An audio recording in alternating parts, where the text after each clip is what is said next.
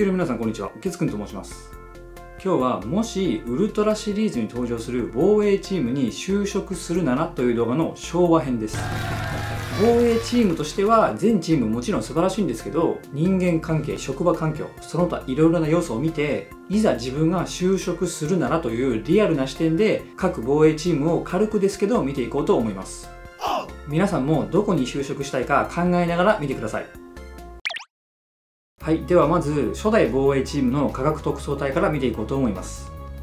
大体の業務内容については全チームほぼ共通みたいなものだし、さすがに大体分かっていると思うので省略するとして、まずこの家督隊なんですけど、歴代で見ても非常に優秀なチームです。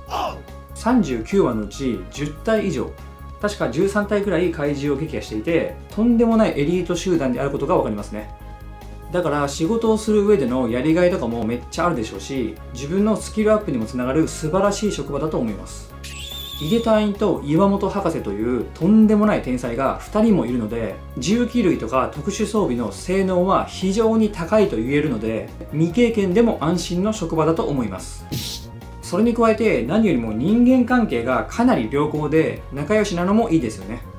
5人全員でカッツカツでビートルに乗ったりして、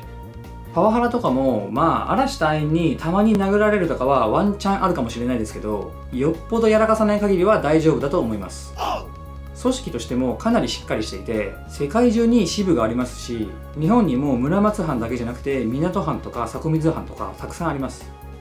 基本的にはいいことしかないと思いますけど、住み込みで働かなければならないところがネックですかね。パワハラとかはほぼないし、人間関係も良好なんですけど、年間休日とか労働時間とかを考えたら多分というかほぼブラックだと思います。育休とかも多分取れないでしょうし、有給消化率とかも多分低いでしょうね。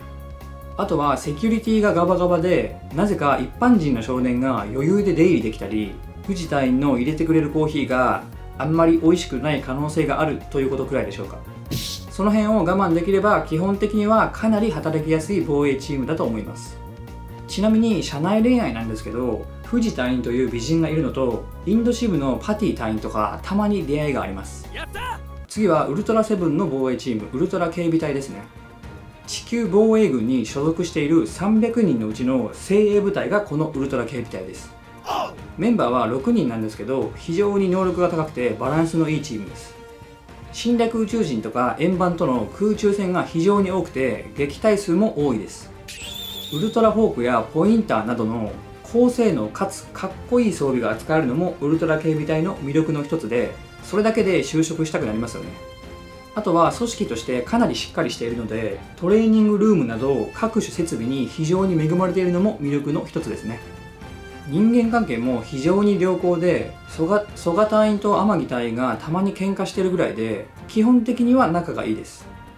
パワハラとかもどこぞの宇宙人に謎のタバコを吸わされたりとか、よっぽどのことがない限りはないと言ってもいいと思います。ただそれはウルトラ警備隊内での話で、他の部隊の倉田隊長とか桐山隊長のさらに上の上司たちはパワハラじみたこと言われたりされたりする可能性はあります。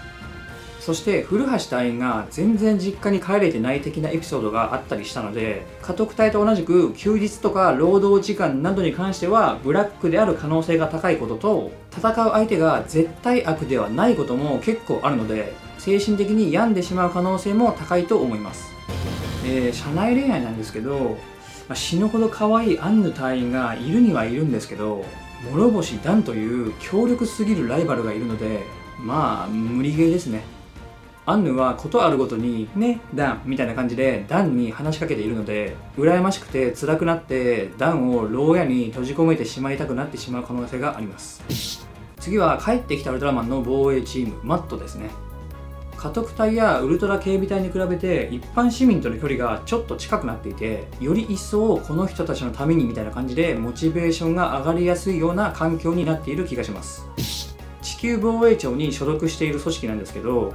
防衛のための設備や装備も相変わらず高水準で、ネックだったブラックな労働環境も家督隊やウルトラ警備隊に比べたら柔軟な働き方ができるということは、GO隊員を見ていたら分かりますね。割と頻繁に自宅に帰らせてもらってますし、休みとかも少しは取れそうな感じがしますよね。ただマット内の人間関係は全くの問題なしという感じではなくて、割と喧嘩のような展開になることも少なくはありません。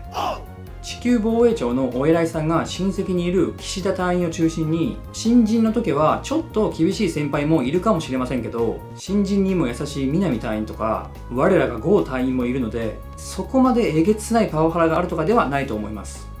馴染めば大丈夫でしょうけど、それでも今までの平和すぎる人間関係に比べたら確実にいざこざは増えそうです。しかも組織としての立場は今までの防衛チームよりもかなり低くて、頻繁に上から解散を迫られるなどパワハラどころじゃない脅しレベルの指示が出たりもします。実際に解散したとしても本当の無職になるわけじゃなくて、なんだかんだ防衛庁内の違う部署というか組織に所属みたいな感じになるとは思うんですけど、何かと解散をちらつかせられるってブラックと言わざるを得ないですよね。せっかくやっと休みが取れそうなのに。社内恋愛に関しては岡隊員という高一点の美人隊員がいますけど、郷隊員がお世話になっている坂田家に郷隊員と一緒に行って坂田亜希ちゃん相手に頑張るのは無謀なのでおすすめできません。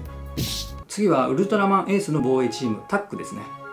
これまで通り世界的な組織で装備設備ともに充実していて、防衛チームとしての実力もかなりのもので、鳥獣や宇宙人の撃退数も非常に多いです。しかも主に相手にしていたのが一般的には怪獣よりも強いとされる鳥獣だったのに、それだけの成績を収めているのでチームの実力は申し分ないと思います。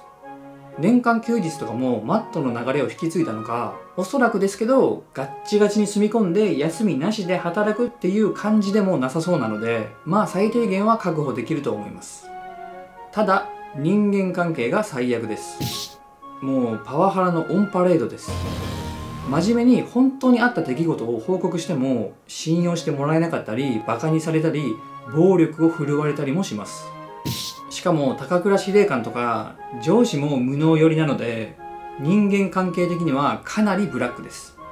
ただ隊員たちの実力は確かだし、仲間思いな一面もあったり、仲良くパーティーを開いたり、悪い部分ばかりではないし、それに信用してもらえないなら自分で証明しようというやる気に満ち溢れまくっている人にとっては、頑張り次第でめちゃめちゃ評価される可能性があるチームだとも思います。社内恋愛なんですけど、美人が2人いて他の防衛チームよりもチャンスが多いように感じますけど、1人宇宙人なんで半端ない遠距離恋愛になって、宇宙パトロールの隙にサボって会いに行ってバレて謹慎コースまっしぐらだと思うので、三河隊員の方にアプローチするのがおすすめです。今野隊員は好きな人いますし、山中隊員も婚約者に不幸があって、すぐには切り替えられないでしょうからチャンスはあります。はい、本当は1本の動画で全部やろうと思ったんですけど、長くなりそうなのでここで一旦切って、続きは明日の動画でやろうと思います。